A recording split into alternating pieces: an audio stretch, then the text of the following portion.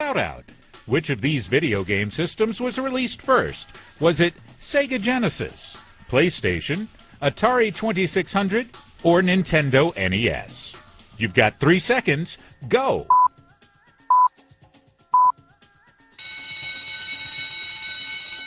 The Atari 2600, the first system to operate with multiple games, made its debut in 1977. That's your answer, and that's your shout-out.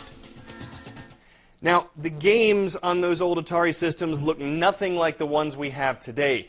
Graphics have gotten more advanced, the storylines are better, but a longtime designer has some concerns about another current trend. Benjamin Cohen catches up with this gaming guru.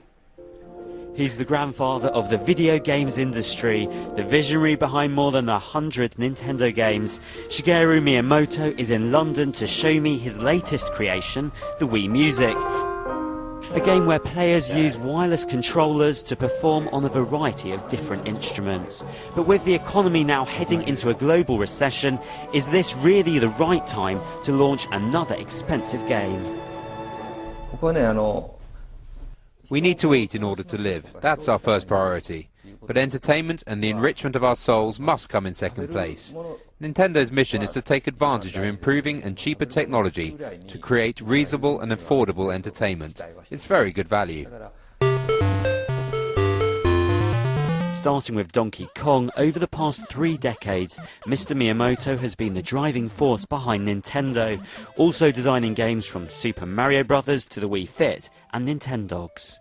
They're so inspired by his own hobbies that his board have banned him from speaking openly about his pastimes, but they are games that on the whole have appealed to a family audience and have rejected extreme violence. He's critical of rival developers who resort to violence to hook teenage boys. I don't want to curb freedom of expression, but I am concerned that many developers focus just on excessive violence in order to stimulate people's minds. I believe that there are more ways of grabbing players' attention than violence alone.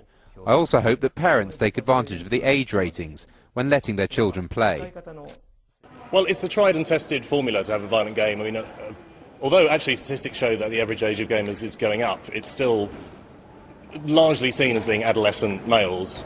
And it's kind of, there are still more male gamers than female gamers, although Nintendo does bring in the female gamers.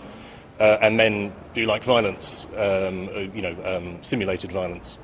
Nintendo's share price alongside the rest of the industry has fallen over the past month, but recent US figures have shown that it's selling more Wiis than the combined sales of the Sony PlayStation 3 and Microsoft Xbox. Whatever the short-term economic outlook, Mr. Miyamoto told me that he's thinking long-term.